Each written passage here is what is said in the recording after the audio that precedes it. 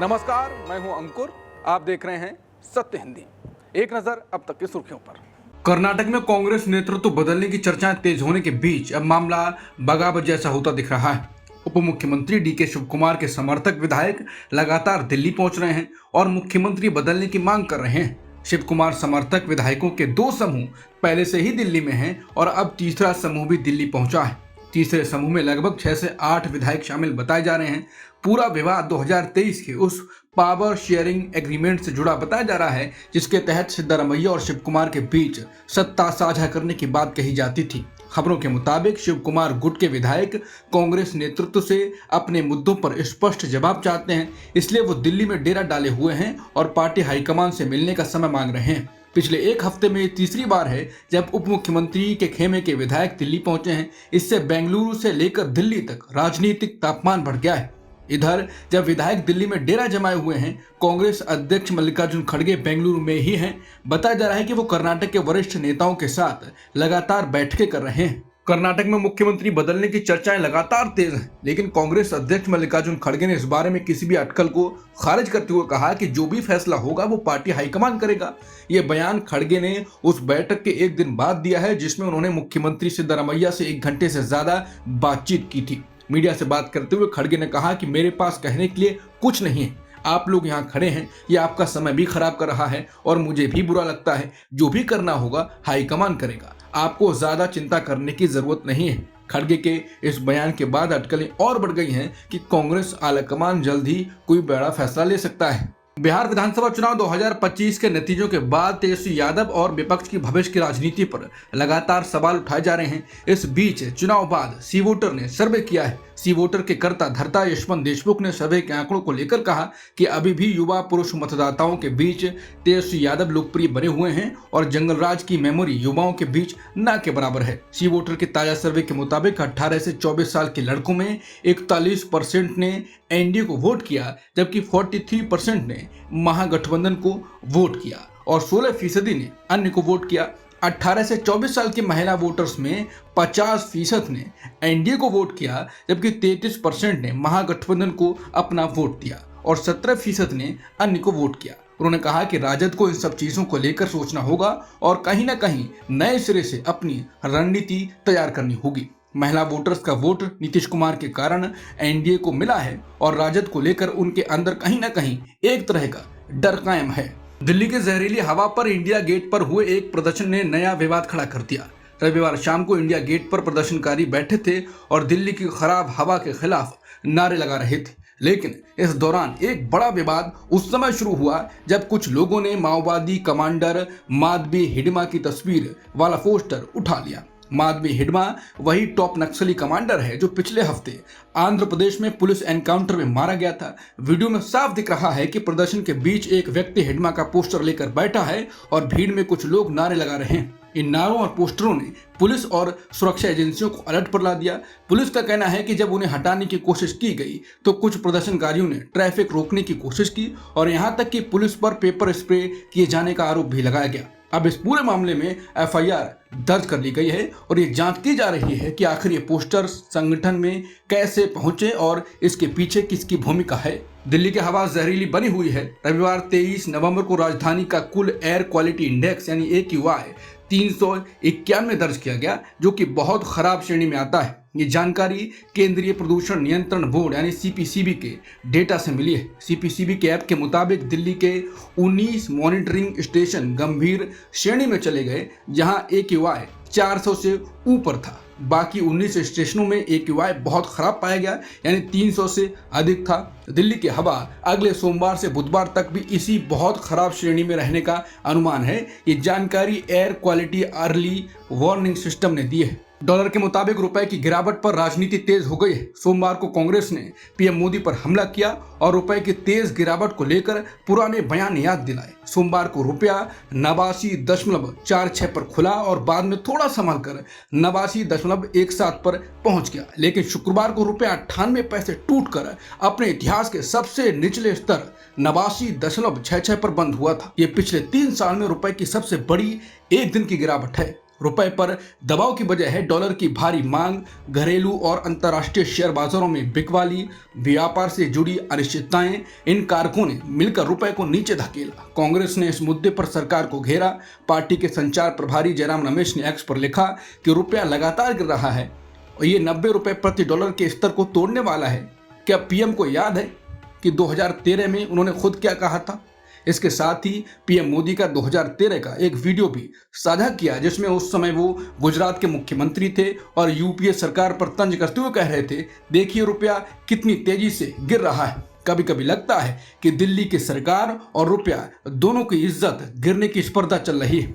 अब जब रुपया रिकॉर्ड स्तर पर टूट रहा है, कांग्रेस उसी बयान को आधार बनाकर पीएम मोदी पर पलटवार कर रही है।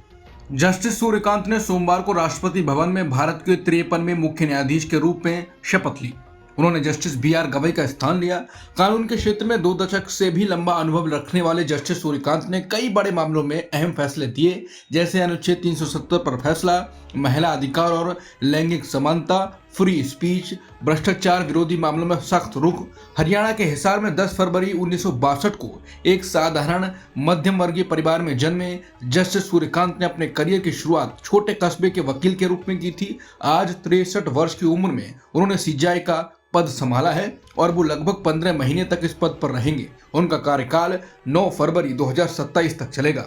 पाकिस्तान ने भारत के रक्षा मंत्री राजनाथ सिंह के बयान का कड़ा विरोध किया है। दरअसल राजनाथ सिंह ने दिल्ली में एक कार्यक्रम में कहा था कि आज भले ही सिंध पाकिस्तान में है, लेकिन सीमाएं बदल सकती हैं। कौन जानता है कल सिंध फिर भारत में लौट आए। इस बयान के बाद पाकिस्तान के विदेश मंत्रालय ने इसे भ्रमित, खतरनाक और विस्तारवादी सोच कहा है। पाकिस्तान ने कहा कि राजनाथ सिंह का बयान अंतर्राष्ट्रीय कानून के खिलाफ है। ये सीमाओं और देशों की संप्रभुता का उल्लंघन है और ये हिंदुत्व विस्तारवादी मानसिकता को दिखाता है। पाकिस्तान ने भारत से अपील की कि इस तरह के बयान क्षेत्र में तनाव बढ़ा सकते हैं, इसलिए भारतीय नेताओं को ऐसे बयान देने से बचना चाहिए। उन्होंने ये भी कहा कि भारत को अपने देश के अल्पसंख्यकों की सुरक्षा पर ध्यान देना चाहिए। बता दें, राजनाथ सिंह ने अपने भाषण में कहा था कि सिंध का भारत से गहरा सांस्कृतिक रिश्ता है। सिंधु नदी हिंदुओं और सिंध के लोगों के लिए धार्मिक महत्व रखती है और राष्ट्रगान में आज भी पंजाब, सिंध, गुजरात, मराठा गाया जाता है। उत्तर प्रदेश में एसआईआर के काम को लेकर बड़ा कदम उठाया गया है। नोएडा प्रशासन ने 60 से ज्यादा बीएलओस और 7 सुपरवाइजर्स पर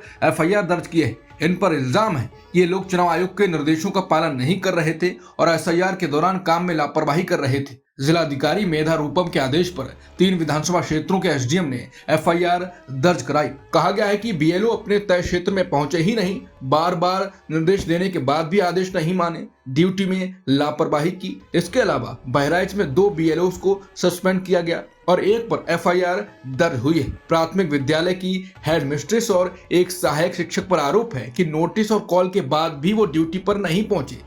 तीसरे बीएलओ पर बीजेपी नेता की शिकायत पर एफआईआर हुई। शिकायत के अनुसार बीएलओ अभिषेक सिंह ने फोन पर जानकारी मांगने पर आपत्तिजनक भाषा का इस्तेमाल किया। एफआईआर बहराइच के विश्वेश्वरगंज थाने में दर्ज की गई है। पुलिस ने कॉल रिकॉर्डिंग और चैट भी जब्त किए हैं। पश्चिम बंगाल के नदिया जिले के कल्याणी में एसआईआर सहायता कैंप को आग लगाए जाने का मामला सामने आया है। टीएमसी ने आरोप लगाया है कि बीजेपी समर्थकों ने उनके सहायता कैंप को तोड़ा फोड़ा और बाद में उसमें आग लगा दी। ये कैंप कल्याणी नगर के वार्ड नंबर 6 में पार्टी कार्यालय के पास लगाया गया था। टीएमसी ने सोशल मीडिया पर लिखा कि टीएमसी द्वारा लगाया गया एसआईआर सहायता कैंप तोड़ दिया गया और आग के हवाले कर दिया गया। ये काम बीजेपी समर्थकों ने किया है। पार्टी ने एक वीडियो भी शेयर किया है। एसआईआर को लेकर नेता विपक्ष राहुल गांधी ने साफ कहा है कि एसआईआर के नाम पर देश भर में अफरा तफरी मचा रखी है। नतीजा 3 हफ्तों में 16 बीएलओ की जान चली गई। हार्ट अटैक, तनाव, आत्महत्या, एसआईआर कोई सुधार नहीं, थोपा गया जुल्म है। ईसीआई ने ऐसा सिस्टम बनाया है जिसमें नागरिकों को खुद को तलाशने के लिए 22 साल पुरानी मतदाता सूची के हजारों स्कैन पन्ने पलटने पड़े।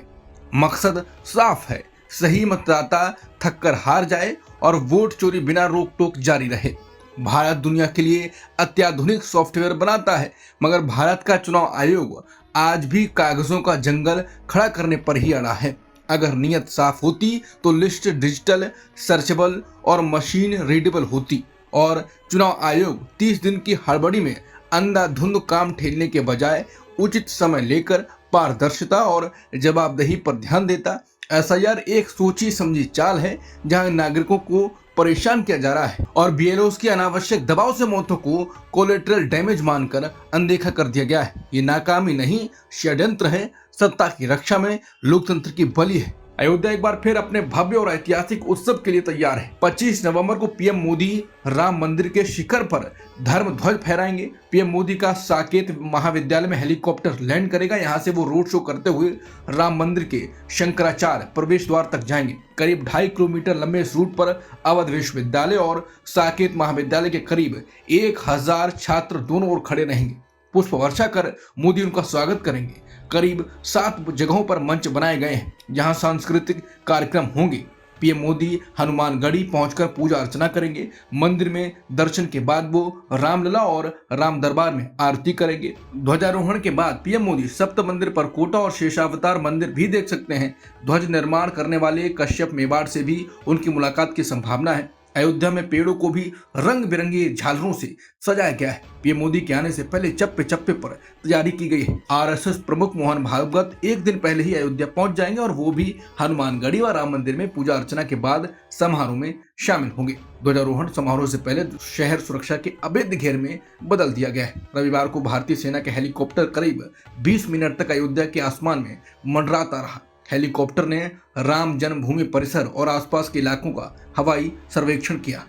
सुप्रीम कोर्ट सोमवार यानी आज क्लाइमेट एक्टिविस्ट सोनम वांगचुक की गिरफ्तारी को चुनौती देने वाली याचिका पर सुनवाई करेगा। ये याचिका उनकी पत्नी गीतांजलि जे अंगमू ने दायर की है। याचिका में कहा गया है कि वांगचुक को कड़े राष्ट्रीय सुरक्षा कानून यानी एनएसए के तहत हिरासत में रखना गैर कानूनी, मनमाना और उनके मौलिक अधिकारों का उल्लंघन है। वहीं 29 अक्टूबर को सुप्रीम कोर्ट ने केंद्र सरकार और लद्दाख प्रशासन से इस संशोधित याचिका पर जवाब देने के लिए कहा था। 24 नवंबर को कॉस लिस्ट के अनुसार ये मामला जस्टिस अरविंद कुमार और जस्टिस NV अंजारिया की बेंच के सामने सुनवाई के लिए सूचीबद्ध है। बांग्लादेश की अंतरिम सरकार ने कहा है कि हटाई गई प्रधानमंत्री शेख हसीना को वापस लाने के लिए सरकार ने भारत के विदेश मंत्रालय को औपचारिक पत्र भेज दिया है। ये जानकारी अंतरिम सरकार के विदेश मामलों के सलाहकार तौहीद हुसैन ने दी। बता दें, कुछ दिन पहले इंटरनेशनल क्राइम्स ट्रिब्यूनल ने शेख हसीना को मौत की सजा सुनाई थी। अब अदालत राजनीतिक कार्यकर्ताओं और आलोचकों के लापता होने वाले मामलों पर भी अगली सुनवाई करने जा रही है। ये मामले उनके 16 साल लंबे शासनकाल से जुड़े हैं जो 5 अगस्त 2024 को समाप्त हुआ था। अब बांग्लादेश सरकार का बयान है कि हमने फैसले को लेकर पूरा विवरण भारत को भेज दिया है। हालांकि दिल्ली में भारत के विदेश मंत्रालय ने अभी तक इस पत्र पर कोई प्रतिक्रिया नहीं दी है। पाकिस्तान के पेशावर में फ्रंटियर कोर मुख्यालय पर सोमवार सुबह एक हमला हुआ जिसमें 3 लोगों की मौत हुई।